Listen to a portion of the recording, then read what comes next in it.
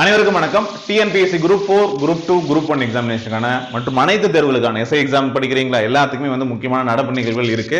So நடப்பு நிகழ்வுகள் ஏற்கனவே ஜனவரி மந்த்துக்கு நான் அப்டேட் பண்ணியிருப்பேன். இது பிப்ரவரி மந்த்ல இருக்கக்கூடிய முக்கியமான நடப்பு நிகழ்வுகளை நம்ம 1 by 1 பார்க்கலாம்.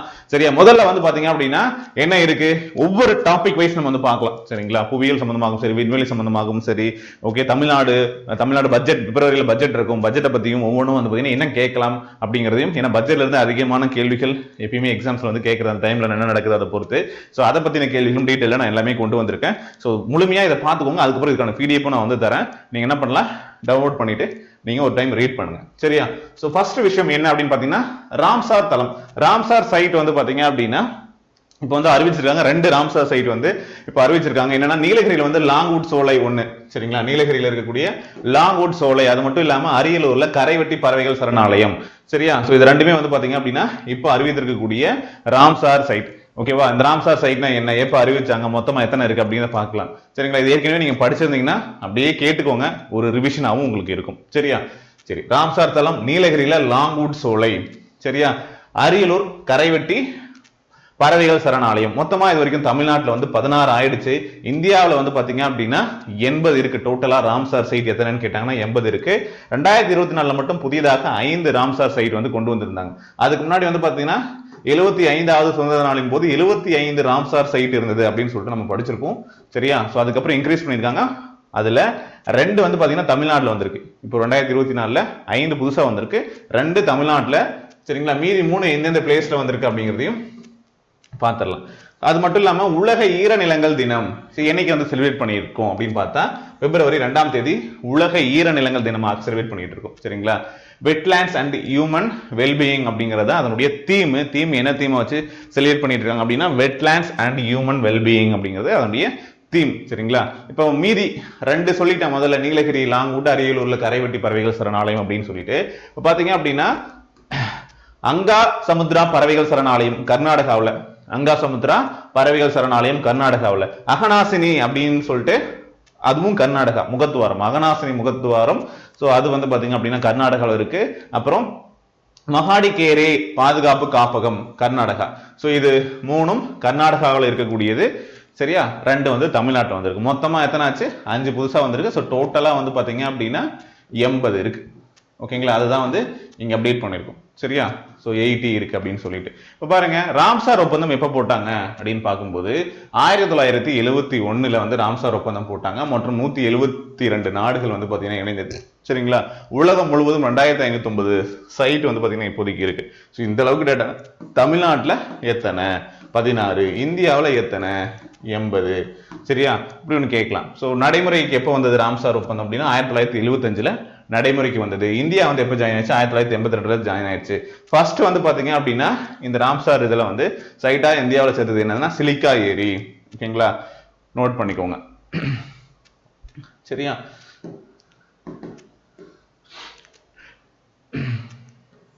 கியாலடியோ தேசிய பூங்கா அப்படிங்கிறது ஃபர்ஸ்ட் சேர்த்தன ராம்சார் இது. அப்போ ராம்சார் பத்தின ஒரு கேள்விகள் கேட்கிறாங்க. மொத்தம் எத்தனை ராம்சார் சைட் இருக்கு, தமிழ்நாட்டில் எத்தனை இருக்கு, 80 தமிழ்நாட்டில் பாத்தீங்க அப்படின்னா நமக்கு 16 இருக்கு. நீலகிரி லாங்வுட் சோலையும் அரியலூர்ல கரைவெட்டி பறவைகள் சரணாலயம் தற்போது சேர்க்கப்பட்டது 2024. சரிங்களா, அதிக ராம்சார் தலங்கள் இருக்கக்கூடிய இடத்துல ஃபர்ஸ்ட் இருக்கக்கூடியது எதுனா தமிழ்நாடு.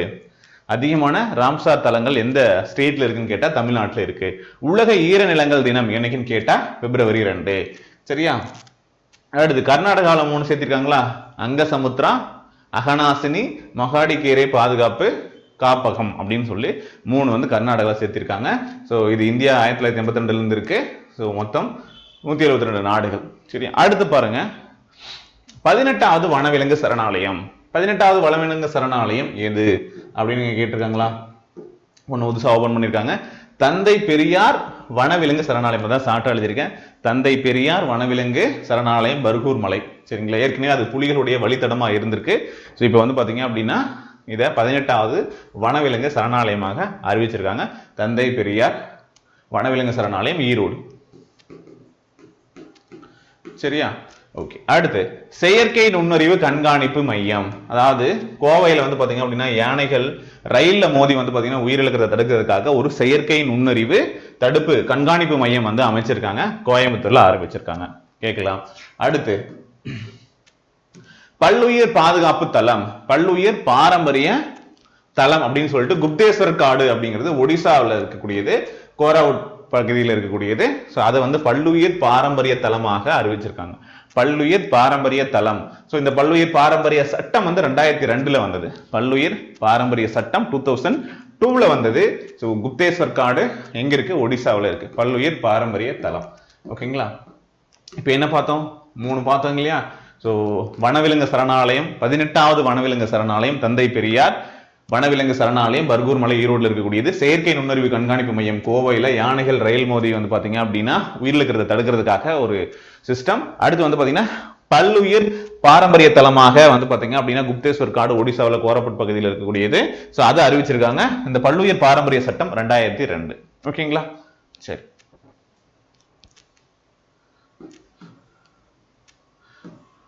அடுத்து தமிழ்நாடு சம்பந்தமான சில முக்கியமான தகவல்கள் பாருங்க.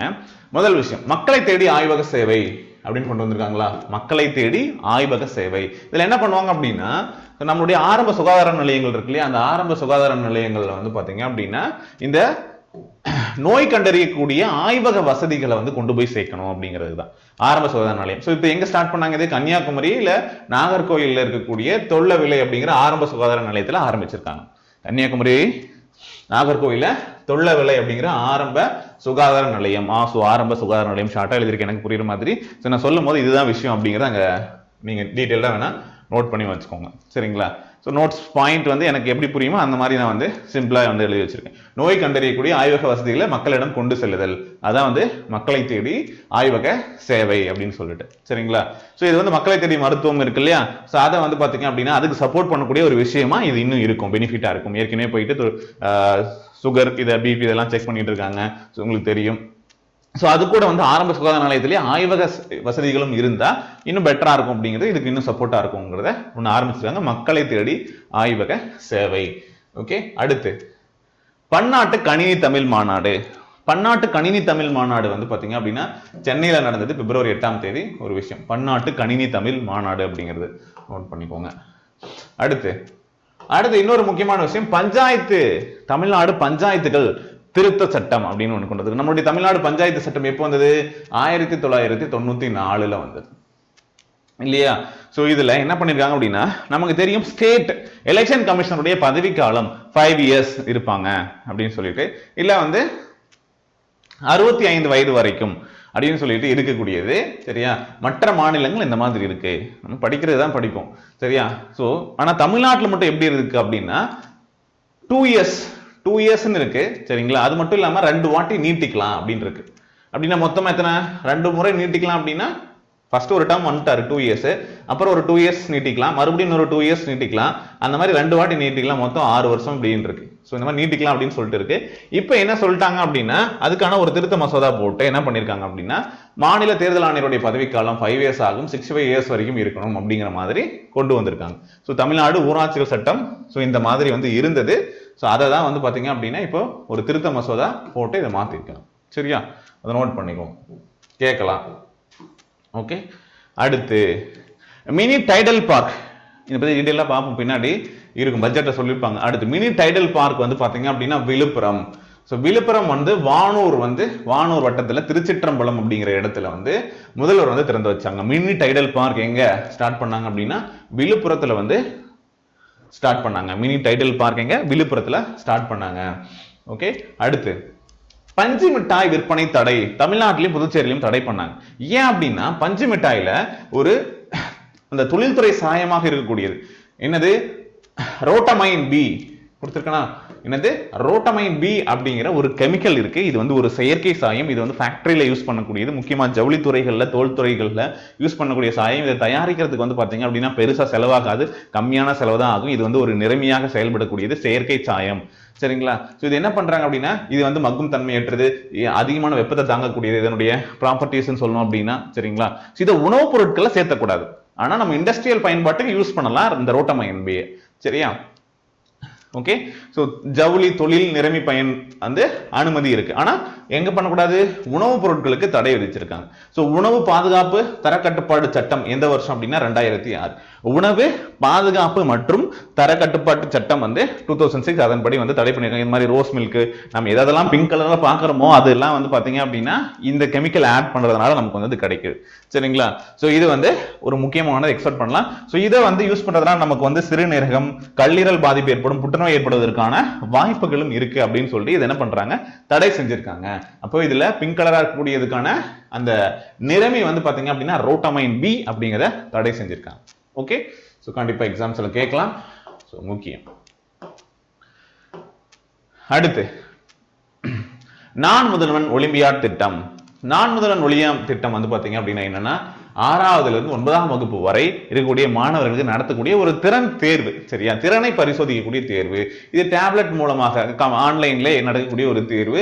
இதுல வந்து கணிதம், உளவியல், மொழிதல் நமக்கு எப்படி எக்ஸாம்ஸ் வைக்கிறாங்களோ அந்த மாதிரி வந்து அவங்களுக்கு கண்டக்ட் பண்ணக்கூடிய ஒரு எக்ஸாம். அவ்வளவுதான், வேற ஒன்றும் கிடையாது. சரியா? இதுக்கு முன்னாடி நம்ம ஸ்காலர்ஷிப் டெஸ்ட் தான் எழுதியிருப்போம். நீங்க ஸ்கூல் படிக்கும் போது எழுதிருக்கீங்களா? அந்த மாதிரி இப்போ கொஞ்சம் டெக்னாலஜி வளர்ந்துருது. இப்போ நான் முதல்வன் ஒலிம்பியாட் திட்டம் அப்படின்னு சொல்லிட்டு ஸ்டார்ட் பண்ணிருக்காங்க. ஓகே. நான் முதல்வன் ஒலிம்பியாட் திட்டம் அப்படிங்கிறது 6ல இருந்து 9ஆம் வகுப்பு வரை இருக்கக்கூடிய மாணவர்களுக்கு திறனை பரிசோதிக்கக்கூடிய ஒரு தேர்வு. டேப்லெட்ல இந்த எக்ஸாம் வந்து கண்டக்ட் பண்ணுவாங்க. ஓகே. கணிதம், உளவியல், மொழித்திறன் தேர்வு வினாக்கள் இதில் இடம்பெறும். ஓகே. அடுத்து கேலோ இந்தியா இளைஞர் விளையாட்டு. கேலோ இந்தியா யூத் கேம்ஸ் அப்படின்னு சொல்லிட்டு அதுக்கு முன்னாடி இந்த கேம் என்னவா இருந்துச்சு அப்படின்னு பார்த்தா கேலோ இந்தியா யூத் கேம்ஸ் 2018ல ஸ்கூல் கேம்ஸ் அப்படின்னு சொல்லிட்டு இருந்துச்சு. சரிங்களா? இளைஞர் விளையாட்டு. ஓகேங்களா? 2008ல ஆரம்பிக்கப்பட்டது. இப்ப நடந்தது எத்தனையாவது கேம் அப்படின்னு கேட்டா 6வது கேம், 6th கேம். சரிங்களா? Okay. Khelo India youth games 2004. இப்ப தமிழ்நாட்டில் வந்து 4 சிட்டில நடந்துச்சு. முதல்ல வந்து பாத்தீங்கன்னா திருச்சி, மதுரை, கோவை, சென்னை இந்த இடங்கள்ல 4 சிட்டிஸ்ல நடந்தது. திருச்சி, மதுரை, கோவை, சென்னை இந்த 4 இடங்கள்ல நடைபெற்றது. இதுல ஃபர்ஸ்ட் கேம் வந்து பாத்தீங்கன்னா பிரைஸ் வின் பண்ணது யார் அப்படின்னா மகாராஷ்டிரா, செகண்ட் வந்து தமிழ்நாடு, 3வது வந்து பாத்தீங்க அப்படின்னா ஹரியானா. இது பேசிக். சோ நீங்க இன்னும் டீடைலா போனா எவ்வளவு மெடல் வாங்கினாங்க அப்படிங்கறத நீங்க வந்து பார்க்கலாம். சரியா? பட் இந்த அளவுக்கு தெரிஞ்சுக்கோங்க. அப்போ உங்களுக்கு என்ன தெரியணும் பாருங்க, கேலோ இந்தியா இளைஞர் விளையாட்டு அப்படிங்கிறது ஜனவரி 19ல இருந்து 31ஆம் தேதி வரைக்கும் 13 நாள் நடந்துச்சு. இது 6வது கேலோ இந்தியா கேம். சரிங்களா? Youth game. 2024 4 சிட்டிகள் தமிழ்நாடு நடந்துச்சு. திருச்சி, மதுரை, கோவை, சென்னை அப்படிங்கிற 4 பிளேஸ்ல நடந்துச்சு. ஓகே. இதுல ஃபர்ஸ்ட் பிரைஸ் வந்து மகாராஷ்டிரா, செகண்ட் வந்து தமிழ்நாடு, 3வது ஹரியானா. ஓகே. அடுத்து இதனுடைய உருவ சின்னம், அதுக்கு ஒரு மாஸ்காட் கொடுத்திருப்பாங்களே நம்ம தமிழ்நாட்டுல, வேலுநாச்சியருடைய சின்னத்தை வந்து பாத்தீங்க அப்படின்னா யூஸ் பண்ணோம். சோ ஃபர்ஸ்ட் டைம் இந்த கேம்ல யூத் கேம்ல ஸ்குவாஷ் போட்டியை இதுல ஆட் பண்றாங்க.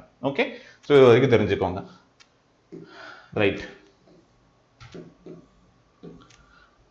அடுத்து ரொம்ப முக்கியமானது பட்ஜெட் சம்பந்தமான தகவல்கள். பட்ஜெட் 2024-25க்கான ஒரு பட்ஜெட். நிதியமைச்சர் தெரியும் தங்கம் தென்னரசு. இதனுடைய கருப்பொருள் என்ன, இது ஒரு தீம், இதை பேஸ் பண்ணி இதனுடைய நோக்கம், இந்த பட்ஜெட் அறிவிக்க முன்னாடி ஒரு சொல்லியிருப்பாங்க, தடைகளை தாண்டி வளர்ச்சியை நோக்கி அப்படிங்கறத கருப்பொருளாக கொண்டு இந்த பட்ஜெட் வந்து அறிவிக்கப்பட்டிருக்கு. ஓகேங்களா? சோ இதுல வந்து மாபெரும் 7 தமிழ் கனவு அப்படின்னு சொல்லிட்டு ஒரு விஷயத்த சொல்லிட்டு ஒரு 7 விஷயங்கள் சொல்லியிருக்காங்க. இதை பேஸ் பண்ணி நம்ம பட்ஜெட்டை நாங்க வந்து போட்டிருக்கோம். சமூக நீதி இருக்கக்கூடியது, கடைக்கோடி தமிழருடைய நலனை நாங்க வந்து பாதுகாக்கணும் அப்படிங்கிறதுக்காக ஒரு பிளான் கொண்டு வந்திருக்கோம். உலகை வெல்லும் இளைய தமிழகம் அப்படின்னு சொல்லிட்டு ஒண்ணு. அடுத்து அறிவுசார் பொருளாதாரம், சமத்துவ நோக்கில் மகளிர் நலம். ஓகேங்களா? அடுத்து பசுமை வழி பயணம், தாய் தமிழும் தமிழர் பண்பாடும். இந்த 7 விஷயங்களை பேஸ் பண்ணி இந்த மாபெரும் 7 தமிழ் கனவுகள் இந்த பட்ஜெட்ல அறிவிச்சிருக்காங்க. சரியா? இது பேஸ் பண்ணி பாருங்க. அதை இமேஜ் 7 இலக்குகள், நம்ம என்ன 7 இலக்குகள் வச்சிருக்கோம் அப்படிங்கறதா இது. அதை இங்க கொடுத்திருக்கோம் பாருங்க. சமூக நீதி, தமிழ் மொழி மற்றும் பண்பாடு, உலகை வெல்லும் இளைய தமிழகம், பசுமை வழி பயணம், அறிவுசார் பொருளாதாரம், மகளிர் நலன் காக்கும் சமத்துவ பாதை, கடைக்கோடி தமிழர் நலன். நம்ம சொன்ன 7 விஷயங்கள் இருக்கான். சரி. இதுல எப்பயுமே வந்து பட்ஜெட்ல இருந்து ஏதாவது ஒரு குரல் கேட்டா அதுக்கு முன்னாடி தேர்வுகளை கேட்டிருக்காங்க. சோ அந்த வகையில இந்த பட்ஜெட்ல என்ன குரலை வந்து தெரியப்படுத்திருக்காங்க அப்படிங்கிறத நம்ம பார்க்கணும். காட்சிக்கு இளியன் கடுஞ்சொல்லன் அல்லனேல் மீக்கூறும் மன்னன் நிலம். என்ன அர்த்தம்? இது குறள் வந்து 386 படிச்சு வைங்க, மீனிங் என்னன்னு தெரிஞ்சு வச்சுக்கோங்க. காட்சிக்கு எளியன் கடுஞ்சொல்லேன் அல்லனேல் மீக்கூறும் மன்னன் நிலம். ஓகே. இப்ப பாருங்க, குடிமக்கள் எவரும் எளிதில் அணுகக்கூடியவராகும். ஒரு பொதுமக்கள் இருக்காங்கன்னா அவங்க எளிதில அணுகக்கூடியவராக இருக்கணும். எவரிடத்திலும் கடுமையான சொற்களை பேசாம ஆட்சி புரிந்து, ஓகே, வரும் அரசனுடைய நாட்டை உலகமே போற்றும். எப்படி இருக்கணும் ஒரு அரசன், எப்படி இருக்கணும் அப்படிங்கிறாங்க. பார்க்கறதுக்கு எளியவனா இருக்கணும். காட்சிக்கு எளியன், அதாவது குடிமக்கள் யாரும் எளிதில் அணுகக்கூடியவராக இருக்கணும். எவரிடத்திலும் கடுமையான கடுஞ்சொல்லேன் அல்ல, கடுஞ்சொல் பேசாதவனாக இருக்கணும். யாரிடத்திலும் கடுமையான சொற்களை பேசாம இருந்து ஆட்சி புரியணும். சரியா? அப்படி இருக்கக்கூடிய மன்னனை வந்து இந்த உலகமே போற்றும் அப்படின்னு சொல்றாங்க. சரியா? ரைட். அடுத்து தமிழ்நாட்டினுடைய மொத்த வருவாய் எப்படி நமக்கு கிடைக்குது? வருவாய் 100% வருவாயில பார்த்தோம் அப்படின்னா 75.6% மாநிலத்தினுடைய சொந்த வருவாய்ங்க. வேற யாரும் நம்முடைய மாநிலத்துல கிடைக்கக்கூடிய சொந்த வருவாய். மீதி 24.4% வந்து பாத்தீங்க அப்படின்னா ஒன்றிய அரசனுடைய வரி பங்கு. சரிங்களா? ஒன்றிய அரசனுடைய வழிபங்கா இருக்கக்கூடியது. பர்சன்டேஜ் தப்பா இருக்குன்னு நினைக்கிறேன். 24.4% வரும். அப்ப தானே கரெக்டா இருக்கு. 100% பாருங்க. ஒன்றிய அரசனுடைய வரி பங்கு, சரியா, மற்றும் உதவி மானியங்கள் மூலமாக நம்ம வந்து பாத்தீங்க அப்படின்னா வாங்கக்கூடியது மத்திய அரசு கிட்ட. முக்காவாசி என்ன பண்றோம்? மாநில அரசனுடைய வரி வருவாய் தான். இதுலயே மேக்சிமம் நம்ம மாநில அரசனுடைய சொந்த வருவாய் அப்படின்னு பார்க்கும்போது டாக்ஸ் மூலமா கிடைக்குது. அந்த டாக்ஸ் வந்து பாத்தீங்கன்னா மேக்சிமம் வணிக வரி மூலமாக 73.5% வந்து டாக்ஸ் மூலமாக கிடைக்கக்கூடிய வருவாய் தான் நமக்கு அதிகமான வருவாயா கிடைக்கக்கூடியது. சரியா? அடுத்து இப்போ சில விஷயங்கள் நம்ம ஏற்கனவே படிச்சது தான். இந்த பட்ஜெட்ல தெரியப்படுத்தியிருப்பாங்க. அதை ஒரு வாட்டி நம்ம ரீகால் பண்ணிக்கலாம். ஏன்னா இது சம்பந்தமான கேள்விகளும் கேட்கறதுக்கு வாய்ப்பு இருக்கு அப்படிங்கிறதுனால அதை கொஞ்சம் லிஸ்ட் அவுட் பண்ணியிருக்கேன். என்னென்ன விஷயங்கள்லாம் இந்த பட்ஜெட்ல வந்து பேசிட்டு இருந்தாங்க, அதை எப்படி வந்து கேட்கலாம் அப்படின்னு சொல்லிட்டு. இப்போ வந்து ஃபர்ஸ்ட் விஷயம் பாருங்க. 1924 நீதி கட்சி என்ன பண்றாங்க? அப்போதைய ஆட்சியாளர் பனகல் அரசர் வந்து காவேரி அணை ஆற்றின் குறுக்கே வந்து மேட்டூர் அணை கட்டணும் அப்படின்னு சொல்லியிருப்பாங்க. அப்போ இந்த பட்ஜெட் 1934-35 பட்ஜெட்ல வந்து பாத்தீங்கன்னா 647 லட்சம் வந்து அதுக்கு ஒதுக்கிருக்காங்க. அதுக்கப்புறம் தான் வந்து என்ன பண்றாங்க? மேட்டூர் அணையை கட்டியிருக்காங்க. சரியா? அடுத்து ஃபர்ஸ்ட் இன் இந்தியா. நம்ம வந்து சென்னை மாகாணம் வந்து பாத்தீங்க அப்படின்னா இன்னொரு முக்கியமான விஷயம் 1939-40 சரிங்களா? என்ன பண்ணிருக்காங்க? 1% பொது விற்பனை வரி அப்படின்னு சொல்லிட்டு நம்ம வந்து கொண்டு வந்திருக்கோம். 1939-40 பட்ஜெட்ல என்ன பண்ணிருக்கோம்? 1% பொது விற்பனை வரி. அப்ப யாரு வந்து ஆட்சியில இருந்தாங்க? ராஜாஜி இருந்தாங்க. சேல்ஸ் டாக்ஸ் வந்து போட்டாரு அப்படின்னு சொல்லிட்டு நம்ம படிச்சிருப்போமா? விற்பனை வரியை அறிமுகப்படுத்தினார் அப்படின்னு சொல்லிட்டு நம்ம பார்த்திருப்போம். அப்ப இந்த 1% பொது விற்பனை வரி கொண்டு வந்தாங்க. அதுல வந்து பாத்தீங்கன்னா 439 லட்சம் வரி வருவாய் நமக்கு வந்து கிடைச்சிருக்கு. ஓகேவா? அப்புறம் 1921 சார் பிட்டி தியாகராயர் சென்னை மாநகராட்சியினுடைய நகரமன்ற தலைவராக இருந்திருக்காரு. அவர் என்ன பண்றாரு? 1000 இலக்கு பள்ளியில ஒரு மாணவருக்கு ஒரு நாளைக்கு 1 அணா செலவு செஞ்சு இந்த மதிய உணவு திட்டத்தை வந்து ஆரம்பிக்கிறார். ஓகே, அதை வந்து காமராஜர் அதுக்கப்புறம் தமிழ்நாடு முழுவதுமாக ஒரு மாணவனுக்கு ஒரு வருஷத்துக்கு 18 ரூபாய் அப்படிங்கிற செலவுல வந்து பாத்தீங்க அப்படின்னா விரிவுபடுத்தணும் அப்படின்னு சொல்லிட்டு விரிவுபடுத்தியிருப்பாரு. உங்களுக்கு தெரியும். அந்த பட்ஜெட்ல அவங்க வந்து எக்ஸ்பெண்ட் பண்ணது. அப்புறம் குடிசை மாற்று வாரியம் அப்படிங்கிற 1970 கலைஞர் கொண்டு வந்தார். குடிசை இல்லாத வந்து பாத்தீங்க அப்படின்னா உருவாக்கணும் அப்படின்னு சொல்லிட்டு. அடுத்து சத்துணவு திட்டமாக வந்து எம்ஜிஆர் 1982-83 பட்ஜெட்ல 100 கோடி ஒதுக்குறாரு. ஓகே, அதே மாதிரி அடுத்து இலவச மின்சார திட்டமாக 1990 கலைஞர் கொண்டு வந்தது. இலவச மின்சார திட்டம் 1990 கலைஞர் கொண்டு வந்தது. 1 ரூபாய்க்கு 1 கிலோ அரிசி கலைஞர் வந்து பாத்தீங்க அப்படின்னா 2009-10 வந்து பாத்தீங்க அப்படின்னா 1 ரூபாய்க்கு 1 கிலோ அரிசி அப்படிங்கறது பட்ஜெட்ல வந்து கொண்டு வராங்க. அடுத்து வந்து காலை உணவு திட்டம் 2023-24 பட்ஜெட்ல 500 கோடி அப்படிங்கிறது காலை உணவு திட்டத்துக்கு ஒதுக்கி இருக்காங்க. சரிங்களா? இப்ப கலைஞர் மகளிர் உரிமை தொகைக்கு 7000 கோடி வந்து ஒதுக்கீடு செஞ்சிருக்காங்க இந்த பட்ஜெட்ல 2023-24 பட்ஜெட்ல. சரியா? சோ இது எல்லாமே இந்த மாதிரியான ஒரு பட்ஜெட் வந்து கொடுத்திருக்காங்க. இதே மாதிரி இப்படி வரலாற்று சிறப்புமிக்க நம்முடைய பட்ஜெட் அப்படின்னு சொல்லிட்டு அவர் வந்து பட்ஜெட் தாக்கல் செஞ்சிருப்பார். சோ அதுல லிஸ்ட் அவுட் பண்ண ஒரு சில இம்பார்ட்டன்டான விஷயங்கள் இது நமக்கு ஏற்கனவே தெரிஞ்சதுதான். திரும்ப வந்து பாத்தீங்க அப்படின்னா அதுல இருந்து ஏதாவது கேள்வி கேட்கலாம் அப்படிங்கிறதுக்காக இது வந்து நம்ம பார்த்திருக்கோம். சரியா? ஓகே, அடுத்து இப்ப அகழ்வாய்வு வருவோம். முக்கியமாக பட்ஜெட்ல வந்து பாத்தீங்க அப்படின்னா அகழ்வாய்வு ஏற்கனவே வந்து பாத்தீங்கன்னா ஒரு 8 இடங்கள்ல அகழ்வாய்வுகள் செய்யறதா வந்து சொல்லியிருக்காங்க இல்லையா? அந்த 8 இடங்கள் என்ன பாருங்க. சிவகங்கை கீழடி 1, விருதுநகர் வெம்பக்கோட்டை, அப்புறம் வந்து புதுக்கோட்டையில வந்து பாத்தீங்க அப்படின்னா பொற்பண்ணக்கோட்டையில அகழ்வாய்வு பண்ண போறாங்க. திருவண்ணாமலையில கீழமண்டி அப்படிங்கிற இடத்துல வந்து பண்றாங்க. அடுத்து தென்காசியில திருமலாபுரம், திருப்பூர்ல வந்து கொங்கல் நகரம், கடலூர்ல மருங்கூர், கிருஷ்ணகிரியில சென்னனார். ஓகேங்களா? சோ இந்த 8 இடங்கள்ல அகழ்வாய்வு செய்யறாங்க. இது வந்து தமிழ்நாட்டுக்குள்ள அகழ்வாய்வு செய்யக்கூடிய இடங்கள். ஒரு ஸ்டேட் வந்து அதிகமாக அகழ்வாய்வுக்கு ஒதுக்கக்கூடிய மாநிலம் எதுன்னு கேட்டா தமிழ்நாடு தான் அதிகமாக வந்து ஒதுக்கி இருக்கும் அகழ்வாய்வுக்கு. சரிங்களா? 5 கோர் வந்து பாத்தீங்க அப்படின்னா தமிழ்நாடு சார்ந்த வெளியில தமிழர்களுடைய பாரம்பரியத்தை தேடக்கூடிய ஒரு தேடல். கேரளாவில் முசிறி பட்டணம் அப்படிங்கிற இடத்துல வந்து பாத்தீங்க அப்படின்னா அகழ்வாய்வு செய்ய போறாங்க. ஒடிசாவில் பாலூர் அப்படிங்கிற இடத்துல வந்து அகழ்வாய்வு செய்ய போறாங்க. ஆந்திராவில் வந்து பாத்தீங்க அப்படின்னா வெங்கி அப்படிங்கிற இடத்துல வந்து பண்ண போறாங்க. கர்நாடகாவில் மஸ்கி அப்படிங்கிற இடத்துல வந்து என்ன பண்ண போறாங்க, அகழ்வாய்வு செய்ய போறாங்க. இந்த 4 இடங்களும் தமிழ்நாடு அல்லாத வேறு ஒரு மாநிலத்தில் செய்யக்கூடிய அகழ்வாய்வுகள். சரிங்களா? 5 கோடி. பாருங்க என்னென்ன இருக்கு. அகழ்வாய்வுகளுக்காக சிவகங்கை கீழடி, விருதுநகர் வெம்பக்கோட்டை, புதுக்கோட்டையில பொற்பனைக்கோட்டை, திருவண்ணாமலையில கீழமண்டி, தென்காசியில திருமலாபுரம், அடுத்து வந்து பாத்தீங்க அப்படின்னா திருப்பூர்ல கொங்கல் நகரம், கடலூர்ல மருங்கூர், கிருஷ்ணகிரியில சென்னானூர். இது எந்த பிளேஸ் அப்படின்னு சொல்லிட்டு மேட்ச் பண்ணுங்க அப்படின்னு கொடுக்கலாம் சிம்பிளா. அப்படி தமிழ்நாடு அல்லாத வேறு மாநிலங்களை பண்ணக்கூடியது கேரளா முசிறிப்பட்டினம், ஒடிசா பாலூர், ஆந்திரா வெங்கி, கர்நாடகா மஸ்கி. மொத்தமாக 5 கோடி நிதி ஒதுக்கீடு செஞ்சிருக்காங்க. அடுத்து பாத்தீங்க அப்படின்னா ஊரக பகுதியில ஏழை குடும்பங்கள் வசிக்கக்கூடிய குடிசைகளுக்கு பதிலாக நிரந்தர வீடுகள் கட்டித்தரணும் அப்படின்னு சொல்லிட்டு 1975 முடிவு பண்றாங்களா. அதாவது ஊரக பகுதிகளில் ஏழை குடும்பங்களுக்கு அவங்க வசிக்கக்கூடிய குடிசைகளுக்கு பதிலாக என்ன பண்ண போறாங்க, நிரந்தர வீடுகளாக கட்டி கொடுக்கணும் 1975. சரியா? அது 2010 குடிசைகள் இல்லாத மாநிலம் அப்படின்னு சொல்லிட்டு இலக்கு வச்சு என்ன பண்றாங்க, கலைஞருடைய வீடு வழங்கும் திட்டம் அப்படிங்கிறது கொண்டு வந்திருப்பாங்க. ஜஸ்ட் சொல்றேன் அது என்ன விஷயம் சொல்லிட்டு கனெக்ட் பண்றோம். சரியா? ஊரக பகுதியில் ஏழை குடும்பங்கள் வசிக்கக்கூடிய குடிசைகளுக்கு பதிலாக நிரந்தர வீடுகள் 1975 சொல்றாங்க. சரியா? 2010 குடிசை இல்லாத மாநிலம் அப்படிங்கறது இலக்கா வச்சு கலைஞர் வீடு வழங்கும் திட்டம் ஆரம்பிக்கப்பட்டது. இப்ப என்ன பண்றாரு, அது ஸ்டாலின் வந்திருக்காரு. 2030 8 லட்சம் கான்கிரீட் வீடுகள் மொத்தமாக வந்து ஒரு வீட்டுக்கு 3.5 லட்சம் செலவுல வந்து பாத்தீங்க அப்படின்னா கட்டித்தரப்படும் அப்படின்னு சொல்லியிருக்காங்க. இதுக்கு பேர் என்னன்னா கலைஞர் கனவு இல்லம் அப்படின்னு சொல்லியிருக்காங்க. கலைஞர் கனவு இல்லம் 2030 8 லட்சம் கான்கிரீட் வீடுகளை வந்து அவ்வளவு பேர் வீடு இல்லாம இருக்காங்களா, அவங்களுக்கு வந்து வீடு கட்டி தர போறதுக்காக 3500 கோடி வந்து பாத்தீங்க அப்படின்னா இதுக்காக ஒதுக்கி இருக்காங்க. ஓகே, கலைஞர் கனவு இல்லம் அப்படிங்கிறது. ஓகே, சோ அதுக்கு முன்னாடி எனக்கு கலைஞர் வீடு வழங்கும் திட்டம் 2010 குடிசை இல்லா மாநிலம் அப்படிங்கிற இலக்கை பேஸ் பண்ணி ஸ்டார்ட் பண்ணது. இப்போ வந்து கலைஞர் கனவு இல்லம். ஓகேங்களா? அடுத்து தமிழ்நாடு வறுமை கோட்டிற்கு கீழே வாழக்கூடிய மக்களின் சதவீதம் 2.2. தமிழ்நாட்டில் வறுமை கோட்டிற்கு கீழே வாழக்கூடிய மக்களினுடைய சதவீதம் எவ்வளவு? 2.2%.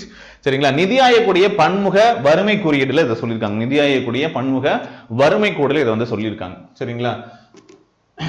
அடுத்து முதலமைச்சருடைய தாயுமானவர் திட்டம். சரி, அப்ப இது என்ன திட்டம்? தாயுமானவர் திட்டம் அப்படிங்கிறது என்னன்னா, பெற்றோர்கள் இழந்த குழந்தைகள் இருக்காங்க, மனநலம் பாதிக்கப்பட்டவர்கள் இருப்பாங்க இல்லையா, சோ அந்த மாற்றுத்திறனாளிகள் இருப்பாங்க. சரியா? இந்த மாதிரி இந்த குழந்தைகளா இருக்கட்டும், இவங்களுக்கெல்லாம் ஆதரவற்றோர், தனியா இருக்கக்கூடிய முதியோர், ஒற்றை பெற்றோர் இருக்கக்கூடிய குடும்பம், இந்த மாதிரி கொஞ்சம் லிஸ்ட் அவுட் பண்ணலாம். சோ இவங்களுக்காக வந்து பாத்தீங்க அப்படின்னா அவங்களுடைய அடிப்படை வசதி மட்டும் அல்லாமல் கூடுதலாக கல்வி, வேலை வாய்ப்பு, திறன் மேம்பாடு, வீடுகளை வந்து பாத்தீங்க அப்படின்னா கொண்டு போய் சேர்க்கிறது. இதுதான் கடைக்கோடி தமிழனுக்குமான ஒரு உரிமை, கொண்டு போய் சேர்க்கணும் அப்படின்னு சொல்லிட்டு அந்த முன்னாடி ஒரு 7 இலக்குகள் பார்த்தோம் இல்லையா, அந்த மாதிரி அதை பேஸ் பண்ணி முதலமைச்சர் தாயுமானவர் திட்டம் அப்படிங்கிறத சொல்லியிருக்காங்க. ஆதரவற்றா இருக்கலாம், தனியா இருக்கக்கூடிய வயசானவங்களா இருக்கலாம், இல்ல வந்து ஃபேமிலியில பாத்தீங்கன்னா ஒரு பெற்றோர் இல்ல 2 பெற்றோருமே இழந்த குழந்தைகளாக மட்டும் இருப்பாங்க, மனநலம் குன்றிய முதியவர்களாக இருக்கலாம், இல்ல சின்னவங்களா இருக்கலாம், மாற்றுத்திறனாளியாக இருக்கலாம். சரிங்களா? இவங்களுக்கான அடிப்படை வசதி மட்டும் அல்லாமல் கூடுதலாக கல்வி, வேலைவாய்ப்பு, திறன் மேம்பாடு, வீடுகள் வசதியை ஏற்படுத்தி கொடுக்கிறது இந்த தாயுமானவர், முதலமைச்சருடைய தாயுமானவர் திட்டம். நோட் பண்ணிக்கும். அடுத்து இன்னொரு ஸ்டேட்மெண்ட் இதுல சொல்லியிருப்பாங்க, nothing is more powerful, nothing is more powerful then an idea, nothing is more powerful than an idea whose time has come அப்படின்னு சொல்லிருக்காங்க. whose time has come. சரிங்களா? இத சொன்னது யாரு அப்படின்னா பிரெஞ்சு இலக்கியவாதி விக்டர் யூகோ. சரியா? இந்த ஸ்டேட்மெண்ட் சொன்னது யாருன்னு கேட்கலாம். ஆக்சுவலி பட்ஜெட்ல மேற்கோள் காட்டி சொல்லக்கூடிய ஒரு விஷயம், அதை மட்டும் எடுத்து வச்சிருக்கேன், வேற ஒன்றும் இல்லை. விக்டர் யூகோ இவர் வந்து ஒரு பிரெஞ்சு இலக்கியவாதி. ஓகேங்களா? அடுத்து காலை உணவு திட்டம். காலை உணவு திட்டம் அப்படிங்கிறது 2022 அண்ணாவுடைய பிறந்தநாள் அன்னைக்கு மதுரையில தொடங்கப்பட்டுச்சு, அறிமுகப்படுத்தினாங்க. ஸோ இதுதான் தனியான முக்கியமான திட்டங்கள். அது எங்க ஸ்டார்ட் பண்ணாங்க, என்ன ஏதுங்கிறத பார்க்கலாம். இந்த பட்ஜெட்ல மென்ஷன் பண்ணக்கூடிய ஒரு ரொம்ப இம்பார்ட்டன்ட் அப்படின்னு சொல்லிட்டு அந்த விஷயங்களை ஒரு வாட்டி ரீகால் பண்றதுக்காக எடுத்து வந்திருக்கேன். சரிங்களா? அப்புறம் 1989 தருமபுரி சுய உதவிக்குழு திட்டம் வந்து பண்ணோம் அப்படின்னு சொல்லிட்டு மென்ஷன் பண்ணிருப்பாங்க. இப்போ புது ஏன் சொல்றேன்னா, அப்ப நாங்க ஏற்கனவே பண்ணோம். இப்போ புதுசா வந்து பாத்தீங்கன்னா 10,000 புதிய சுய உதவி குழுக்கள் வந்து ஏற்படுத்தப்படும், அவங்களுக்கான கடன்கள் கொடுக்கப்படும் அப்படிங்கிறத சொல்ல வராங்க. ஸோ அதுக்காக நான் வந்து அப்ப ஏற்கனவே எப்போ இருந்துச்சு என்ன அப்படிங்கிற ஒரு தகவலை அவங்க சுட்டி காட்டுறாங்க, அதை எடுத்துட்டு வந்திருக்கோம். வேற ஒன்றும் இல்லை. அப்புறம் தோழி பணிபுரியும் மகளிருக்கான விடுதிகள் இருக்கா, இப்போ வந்து 10 இடங்கள்ல இருக்கு, கூடுதலாக 3 இடங்கள் வந்து ஆரம்பிக்க போறாங்க அப்படின்னு சொல்லியிருக்காங்க. சரிங்களா? அடுத்து 3ஆம் பாலினத்தவர் உயர்கல்வி படிக்கணும் அப்படின்னு நினைச்சா அவங்களுக்கான முழு செலவையும் அரசே ஏற்கும் அப்படின்னு சொல்லக்கூடிய மாநிலம் எதுன்னு கேட்டா தமிழ்நாடு. சரியா?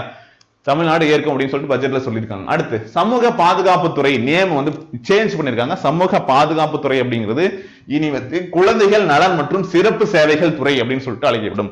சமூக பாதுகாப்புத்துறை அப்படிங்கிறது என்ன சொல்லி அழைக்கப்படும்? குழந்தைகள் நலன் மற்றும் சிறப்பு சேவைகள் துறை. அடுத்து பூஞ்சோலை, அதாவது குழந்தைகள் திறன் பயிற்சி கூடம் அப்படின்னு சொல்லிட்டு, சரிங்களா? பூஞ்சோலை, அது பேர் என்ன? பூஞ்சோலை, அதாவது குழந்தைகள் திறன் பயிற்சி கூடம், பூஞ்சோலை மாதிரி இல்லம். சரிங்களா? எங்க ஸ்டார்ட் பண்றாங்க? கோயம்புத்தூர்ல. ஓகேங்களா? குழந்தைகள் திறன் பயிற்சி கூடம் அப்படிங்கிறது ஸ்டார்ட் பண்ணுவாங்க. சரிங்களா? ஓகே. அடுத்து கல்வி மட்டுமே சமத்துவம் மலர செய்யும் மிகப்பெரிய ஆயுதம் சொன்னது யாரு? கல்வி மட்டுமே சமத்துவம் மலர செய்யக்கூடிய மிகப்பெரிய ஆயுதம் அப்படின்னு சொன்னது யாரு? கலைஞர். ஓகேவா? அங்க ஸ்டேட்மெண்ட் கோட் பண்ணியிருப்பாங்க, அதனால அதை எடுத்து வச்சிருக்கேன். அடுத்து உயர்கல்வி சேர்க்கை விகிதம் அதிகமாக இருக்கக்கூடிய மாநிலம் இது தமிழ்நாடு. மாபெரும் நூலகம் கோவையில வந்து ஸ்டார்ட் பண்ண போறாங்க. அதாவது முத்தமிழறிஞர் கலைஞர் மாபெரும் நூலகம் மற்றும் அறிவியல் மையம் அப்படின்னு சொல்லிட்டு மாபெரும் நூலகம் எங்க ஸ்டார்ட் பண்றாங்க? கோவையில. பேர் என்னது? முத்தமிழறிஞர் கலைஞர் மாபெரும் நூலகம் மற்றும் அறிவியல் மையம் அப்படின்னு சொல்லிட்டு.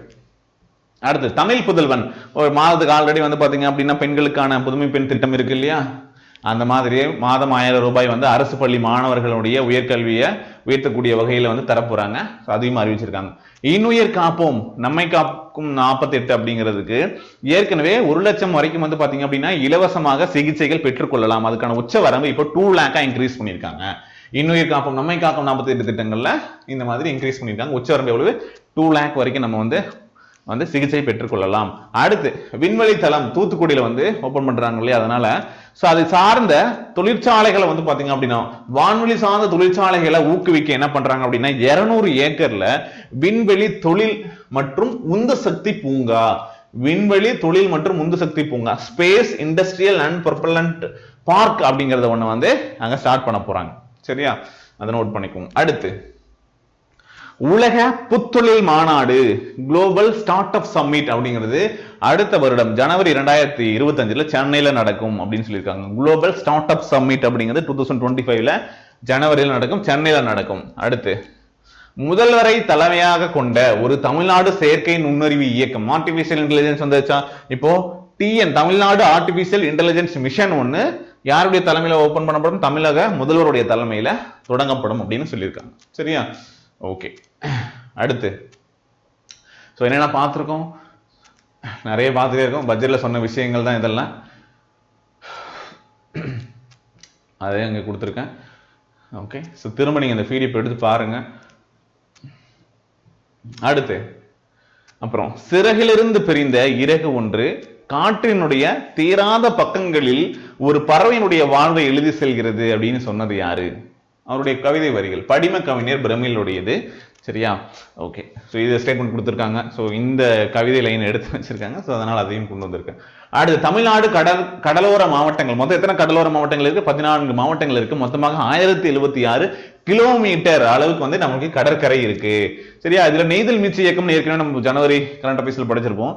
நெய்தல் மீட்சி இயக்கம் அதுக்கான ஒப்புதல் வந்து இந்த பட்ஜெட்ல வந்து கொடுத்திருக்காங்க. கடலோர வளங்களை மீட்டெடுப்பதற்கான ஒரு மீட்சி இயக்கம் தான் நெய்தல் மீட்சி இயக்கம். சரிங்களா?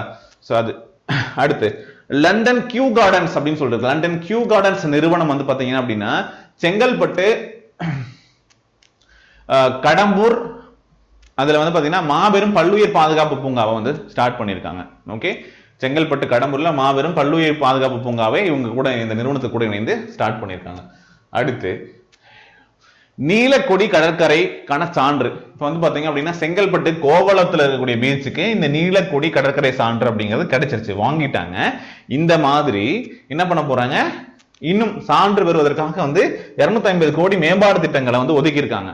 சோ இதெல்லாம் வந்து வேற எங்கெங்கெல்லாம் இந்த கடற்கரை இருக்கு அந்த கடற்கரைக்கு இந்த நீல கொடி கடற்கரை சான்று வாங்க போறாங்க அப்படின்னு பார்த்தா ராமநாதபுரம் அரியமான் பகுதியில் இருக்கக்கூடிய கடற்கரை, சென்னை மெரினா கடற்கரை, தூத்துக்குடி காயல்பட்டணம் கடற்கரை, அங்க அந்த பகுதியில் இருக்கக்கூடிய கடற்கரைக்கு, திருநெல்வேலி கோடாவிலை பகுதி, நாகப்பட்டினம் காமேஸ்வரம் பகுதி, புதுக்கோட்டை கட்டுமாவடி பகுதி, கடலூர்ல சில்வர் கடற்கரை, விழுப்புரத்துல மரக்காணம் பகுதியில் இருக்கக்கூடிய கடற்கரைகள்லாம் இந்த நீல சான்றிதழ் வாங்குவதற்காக முயற்சி பண்ண போறோம் அப்படின்னு சொல்லியிருக்காங்க. ஓகே, ஸோ இந்த பிளேஸ் இருக்கக்கூடியதுக்கு நீல கொடி கடற்கரை சான்று வாங்க அரசு முயற்சிக்கு, அதுக்காக பட்ஜெட் ஒதுக்கி இருக்காங்க. அடுத்து மக்களுடன் முதல்வர் 30 நாட்களில் தீர்வு அப்படிங்கிறது ஏற்கனவே ஒன்று கொண்டு வந்திருப்பாங்க. சரிங்களா, இப்ப என்ன பண்றாங்க, உங்களை தேடி உங்கள் ஊரில் அப்படின்னு சொல்லிட்டு என்ன பண்ண போறாங்க, மாவட்ட ஆட்சியர் ஒவ்வொரு மாதம் ஒரு நாள் ஒரு ஊர்ல சரியா என்ன பண்ணுவாங்க, ஒரு நாள் முழுவதும் கள ஆய்வுல ஈடுபட்டு அரசு அலுவலகத்துல ஆய்வு செய்து மக்கள் குறைகளை கேட்டறிந்து அரசினுடைய அனைத்து நலத்திட்டங்களும் சேவைகளையும் தடையின்றி மக்களை சென்றடைவதற்காக அவர் செயல்படணும் அப்படின்னு சொல்லியிருக்காங்க. இதுதான் உங்களை தேடி உங்கள் ஊரில் அப்படின்னு சொல்லிட்டு மாவட்ட ஆட்சியர் ஒவ்வொரு மாதம் ஒரு நாள் ஒரு ஊர்ல என்ன பண்ணுவாரு, அந்த ஒரு நாள் முழுவதும் கள ஆய்வுல ஈடுபட்டு அரசு அலுவலகங்கள் என்ன பண்ணும், ஆய்வு செஞ்சு மக்களுடைய குறைகளை கேட்டறிந்து அரசினுடைய அனைத்து நலத்திட்டங்களையும் இது வந்து பண்ணணும், மக்கள்கிட்ட போகும் சரியா போகுதா இல்லையா அப்படிங்கிறத பார்க்கணும். சரியா, அடுத்து ஸ்மார்ட் காவலர் அப்படிங்கிற ஆப் ஒன்று வந்து ஏற்கனவே ஸ்டார்ட் பண்ணி 2022. ஸோ அதை பற்றி ஒரு விஷயம் தெரிஞ்சுக்கோங்க, எப்போ ஓப்பன் பண்ணாங்கன்ட்டு. தமிழ்நாடு ஸ்மார்ட் காவலர் ஆப் ஓப்பன் பண்ணது தமிழ்நாடு 2022. அடுத்து ஏற்றுமதி தயார் நிலை குறியீடுல எந்தெந்த இதுல வந்து பாத்தீங்கன்னா நம்ம முதலிடத்துல இருக்கும் அப்படிங்கிற ஒரு விஷயம். ஏற்றுமதி தயார் நிலை குறியீடுல முதலிடத்துல இருக்கும் மின்னணு பொருட்கள் மோட்டார் வாகன உற்பத்தி மற்றும் ஏற்றுமதியில முதலிடம், புத்தொழில் சூழல் அமைப்பு வந்து முதலிடம், தொழிற்சாலைகள் பணிபுரியும் மகளிருடைய பங்களிப்புல முன்னணி மாநிலமாக இருக்கு, உயர்கல்வியில சேர்க்கையில முன்னணியாக இருக்கு, தேசிய தரவரிசை பட்டியலில் தமிழ்நாட்டை சேர்ந்த 146 கல்வி நிறுவனம் இடம்பெற்று முதலிடத்தில் இருக்கு. ஓகே, இதெல்லாம் ஃபர்ஸ்ட் பிளேஸ் இருக்கக்கூடியது. ஏற்றுமதி தயார் நிலை குறியீடு, மின்னணு பொருட்கள் மோட்டார் வாகன உற்பத்தி மற்றும் ஏற்றுமதி, புத்தொழில் சூழல் அமைப்பு, தொழிற்சாலைகள் பணிபுரியக்கூடிய மகளிருடைய பங்களிப்பு, உயர்கல்வி சேர்க்கை விகிதம், தேசிய தரவரிசை பட்டியலில் தமிழ்நாட்டை சேர்ந்த 146 கல்வி நிறுவனங்கள் இடம்பெற்று முதலிடத்தில் இருக்கும். அடுத்து இன்னொரு குரல், என்ன குரல் அப்படின்னு பாத்தீங்கன்னா, காவல் குழுவி கொள்பவரினுடைய ஓம்புமதி அழிதோ தானே அது பெறல் வருங்குழைத்தே அப்படின்னு சொல்லியிருக்காங்க. காவல் குழவி கொள்பவரினுடைய ஓம்புமதி அழிதோ தானே அது பெறல் வருங்குரைத்தே அப்படின்னு சொல்லிட்டு இதுக்கு என்ன அர்த்தம் அப்படின்னா, இது எங்க இருக்கக்கூடியது, புறநானூற்று பாடல் வந்து இருக்கக்கூடியது. இந்த வரிகள் எங்க இருக்கு அப்படின்னு சொல்லி நம்ம கேட்கலாமா, தாராளமா கேட்கலாம். புறநானூற்று பாடல். ஓகேங்களா, என்ன சொல்றாங்க, ஒரு அரசன் தன்னுடைய குடிமக்களை என்ன பண்ணணும், ஒரு தாய் தன்னுடைய குழந்தையை காப்பது போல பாதுகாக்கணும். ஒரு தாய் தன்னுடைய குழந்தை எப்படி பாதுகாக்குமோ அந்த மாதிரி ஒரு அரசன் தன்னுடைய குடிமக்களை வந்து பாதுகாக்க வேண்டும் அப்படின்னு இந்த புறநானூற்று பாடல் சொல்லுது. காவல் குழவி கொள்பவனுடைய ஓம்புமதி அழிதானோ அது பெறல் வருங்குரைத்தே அப்படின்னு சொல்லிட்டு. சரியா, அதை பத்தி இங்க சொல்லியிருக்காங்க. அடுத்து வந்து விண்வெளி இன்சாட் 3DS அப்படின்னு சொல்லிட்டு நம்ம வந்து ஒரு சேட்டலைட் வந்து லான்ச் பண்ணியிருக்கோம். மொத்தமாக 2275 கிலோ வெயிட் இருக்கக்கூடியது ஸ்ரீஹரிகோட்டா சதீஷ் தவான் ஏவுதள மையத்துல இருந்து நம்ம வந்து லான்ச் பண்ணியிருக்கோம். GSLV F-14 ராக்கெட் மூலமாக இது வந்து செலுத்தப்பட்டிருக்கு. சரிங்களா, இது எதுக்காக அப்படின்னா வானிலை முன்னறிவிப்பு பேரிடர் மேலாண்மைக்காக வானிலை ஆய்வை மேம்படுத்துவதற்கான இன்னொரு சேட்டலைட் நம்ம வந்து லான்ச் பண்ணியிருக்கோம். சரிங்களா, இந்த GSLV F-14 அப்படிங்கிறது 14வது புவி கண்காணிப்பு செயற்கைக்கோள் ஏவு வாகனம் அப்படிங்கிறது அதுக்கு அர்த்தம். சரிங்களா, 14வது புவி கண்காணிப்பு செயற்கைக்கோள் ஏவு வாகனம். சரிங்களா, இது உள்நாட்டில் தயார் செய்யப்பட்ட 10வது கிரையோ என்ஜினை வந்து பயன்படுத்தி அனுப்பிச்சிருக்காங்க. ஓகே, அடுத்து CE-20 கிரையோஜெனிக் என்ஜின் அப்படிங்கிறது என்ன அப்படின்னா, இதுவான ஒரு வெற்றி LV-M3 ஏவுகணை என்ஜின் சோதனை வெற்றி அடைந்திருக்கு. வான்வெளி சார்ந்த ஒரு தகவல்கள். CE-20 cryogenic engine LV-M3 ஏவுகணையினுடைய engine சோதனை வெற்றி. ககன்யான் யூஸ் பண்ணக்கூடிய ஒரு விஷயம் தான். ஸோ ககன்யான் வந்து பாத்தீங்க அப்படின்னா 400 கிலோமீட்டர் சுற்றுப்பாதைக்கு 3 மனிதர்கள் குழு வந்து 3 நாட்கள் விண்வெளிக்கு அனுப்பி பாதுகாப்பாக பூமிக்கு திரும்ப வரக்கூடிய ஒரு திட்டம். சரியா, சோ இதுல வந்து பாத்தீங்கன்னா ககன்யான் குழு இப்போது அறிவிச்சிருக்காங்க. ககன்யான் குழு தற்பொழுது அறிவித்திருக்கிறார்கள். அதுல 4 பேர் இருக்காங்க, ஒரு தமிழர். அந்த ஒரு தமிழர் யாருன்னா அஜித் கிருஷ்ணன் வந்து தமிழ்நாட்டை சேர்ந்தவர். பிரசாத் பாலகிருஷ்ணன், அங்கத் பிரதாப், அப்புறம் சுபான்சி சுக்லா அப்படிங்கிற 4 பேரு. அஜித் கிருஷ்ணன் வந்து தமிழ்நாடு, இவங்க எல்லாம் வந்து இந்திய விமானப்படையில் இருக்கக்கூடிய விமானியினுடைய பெயர்கள், அவங்க தான் அறிவிச்சிருக்காங்க. சரியா, சரி, இப்ப இது மட்டும் இல்லாம வியோம் மித்ரா அப்படிங்கிற ஒரு ரோபோ, பெண் ரோபோ வந்து பாத்தீங்க அப்படின்னா இவங்களுக்கு உதவி செய்வதற்காக வந்து ஒரு உருவாக்கி இருந்தாங்க ககன்யானுக்கு. சோ வியோம் அப்படின்னா என்னன்னா விண்வெளி, மித்ரா அப்படின்னா நண்பன் அர்த்தம். சான்ஸ்கிரிட் வேர்டு இது வியோம் மித்ரா அப்படிங்கிறது. சோ வந்து பெண் ரோபோ, அது பேர் என்னன்னு கேட்கலாம். அடுத்து வந்து விண்வெளி சென்ற முதல் இந்தியர் யாரு, 1984 ராகேஷ் சர்மா வந்து முதல்ல சோவியத் யூனியனுடைய அவங்களுடைய சல்யூட் 7 விண்வெளி நிலையத்துக்கு போயிருப்பாரு. சரியா, ராகேஷ் சர்மா உங்களுக்கு தெரியும். இதுக்கப்புறம் போக போறாங்க இவங்க. அடுத்து கோவில் திருப்பணிகள்ல சரி பட்ஜெட் சார்ந்த தகவல்கள் முடிஞ்சிருக்கும். ஸோ இது வந்து அப்புறம் விண்வெளி சார்ந்த தகவல்கள் கொஞ்சம் பார்த்தோம். இப்போ வந்து கோயில் திருப்பணிகள்ல பார்த்தோம் அப்படின்னா முதல் ரோபோட்டிக் யானை ஒன்று யூஸ் பண்ணியிருக்காங்கப்பா. ஸ்ரீ கிருஷ்ண கோயில்ல வந்து கேரளாவில் திருச்சூர்ல இரிஞ்சிடாப்பள்ளி அப்படிங்கிற இடத்துல வந்து பாத்தீங்க அப்படின்னா இதை யூஸ் பண்ணியிருக்காங்க. ஓகே, நோட் பண்ணிக்கோங்க. ஸ்ரீ கிருஷ்ணர் கோயில் கேரளா, எந்த ஸ்டேட் வந்து யானை யூஸ் பண்ணிருக்காங்க அதிகமாக அவங்க தான் யூஸ் பண்றாங்க. நோட் பண்ணிக்கோங்க. அடுத்து பொது சிவில் சட்டம் அப்படிங்கிறத ஃபர்ஸ்ட் ஸ்டேட் எது அமல்படுத்திருக்காங்க அப்படின்னா உத்தரகாண்ட் மாநிலம் வந்து பொது சிவில் சட்டத்தை அமல்படுத்தியிருக்காங்க. அது ஒண்ணு. அடுத்து இந்த ஹெம்ஸ் அப்படிங்கிறது என்ன அப்படின்னா அவசர மருத்துவ சேவையில் ஹெலிகாப்டர் ஆம்புலன்ஸ் அப்படிங்கிறது தான் ஹெம்ஸ். சரிங்களா? இதை ஃபர்ஸ்டா இம்ப்ளிமெண்ட் பண்ணக்கூடிய ஸ்டேட்டும் உத்தரகாண்ட். பொது சிவில் சட்டம், அது மட்டும் இல்லாம அவசர மருத்துவ சேவையில ஹெலிகாப்டர் ஆம்புலன்ஸ் அப்படிங்கறத கொண்டு வந்திருக்கக்கூடிய முதல் மாநிலம் இது உத்தரகாண்ட் கொண்டு வந்திருக்காங்க. அடுத்து மிக நீளமான ரயில் சுரங்கப்பாதை வந்து பாத்தீங்கன்னா ஜம்முவில் உத்தம்பூர், ஸ்ரீநகர், பாராமுல்லா பகுதிகளில் வந்து பாத்தீங்கன்னா மொத்தம் 12.77 கிலோமீட்டர் கடக்கக்கூடிய அந்த ஒரு மிக நீளமான ரயில் சுரங்கப்பாதை அமைச்சிருக்காங்க. மிக நீளமான கேபிள் பாலம் வந்து எங்க போட்டிருக்காங்க அப்படின்னா குஜராத்ல போட்டிருக்காங்க. கேபிள் மூலமாக எங்க போட்டிருக்காங்க? குஜராத்ல. ரயில் வந்து ஜம்முல போட்டிருக்காங்க. ஸோ அந்த குஜராத் சுதர்சன் சேது பாலம் அப்படிங்கிறது 2.32 கிலோமீட்டர் வந்து மிக நீளமான கேபிள் பாலமா இருக்கு. அடுத்து முதல் தனியார் வெடிமருந்து உற்பத்தி ஆலை வந்து பாத்தீங்க அப்படின்னா கான்பூர்ல அதானி பாதுகாப்பு மற்றும் மின் நிறுவனம் வந்து பாத்தீங்க அப்படின்னா ஓபன் பண்ணிருக்காங்க. முதல் தனியார் வெடிமருந்து உற்பத்தி ஆலை. சரிங்களா? அதை நோட் பண்ணிக்கோங்க. அடுத்து முதல் உள்நாட்டு ஹைட்ரஜன் எரிபொருள் படகு சேவை. முதல் உள்நாட்டு ஹைட்ரஜன் எரிபொருள் படகு சேவை வந்து பாத்தீங்க அப்படின்னா நம்ம தூத்துக்குடியில வந்து பிஎம் வந்து ஸ்டார்ட் பண்ணி வச்சாங்க. ஓகே, 2047ல 100% பசுமை கப்பல்கள் வந்து உருவாக்கப்படும் அப்படிங்கிறதையும் பிளான்ல வச்சிருக்காங்க. அடுத்து கொஞ்சம் வேற லெவல் நியூஸ். அடுத்து பாத்தீங்கன்னா அப்படின்னா அபுதாபியினுடைய முதல் இந்து கோயில் சுவாமி நாராயண் கோயில் பிஎம் வந்து ஓபன் பண்ணது. பாகிஸ்தான்ல கிழக்கு பஞ்சாப் இருக்கக்கூடிய அந்த மாகாணத்துல முதல் முறையாக ஒரு பெண் வந்து சிஎம் ஆயிருக்காங்க அங்க. சரி, அவங்க யார் அப்படின்னு பாத்தீங்கன்னா ஏற்கனவே நவாப் ஷெரீஃபினுடைய எக்ஸ்பிஎம் இருந்தாரு பாகிஸ்தான், அவங்களுடைய மகள் கிழக்கு பஞ்சாபினுடைய முதல் சிஎம் ஆயிருக்காங்க, மரியம் நவாஸ். ஓகே, சரிங்க. ஸோ இது வரைக்கும் பார்த்தது வந்து முக்கியமான நடப்பு நிகழ்வு. இதை தாண்டி இவ்வளவுதானே சார் அப்படின்னா இன்னும் இந்திய பட்ஜெட்டை பத்தி இருக்கு. ஸோ அதை பத்தியும் வேளாண் பட்ஜெட்டை பத்தியும் நான் வந்து தமிழ்நாடு வேளாண் பட்ஜெட் பத்தியும் கொஞ்சம் கொடுக்கல. அப்புறம் முக்கியமான நாட்கள் பத்தி கொடுக்கல. அது நான் இன்னொரு பார்ட்ல வந்து உங்களுக்கு வந்து வீடியோஸ் கொடுக்குறேன். சரிங்களா? ஸோ இதை முழுமையா பார்த்துக்கோங்க. இதுக்கான பிடிஎஃப்ஸ் இருக்கும். ஸோ ஒரு 30-35 மினிட்ஸ் வந்து வீடியோஸ் வந்துருக்கும். ஓகே, ஸோ பார்த்துட்டு ஸோ எப்படியும் ஒரு டைம் கேட்டீங்க, என்ன விஷயங்கிறத தெரிஞ்சிருக்கும், கவனிச்சிருப்பீங்க.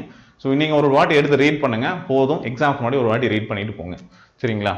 Okay, so thank you. அடுத்த வீடியோவில் பார்க்கலாம். நன்றி, வணக்கம்.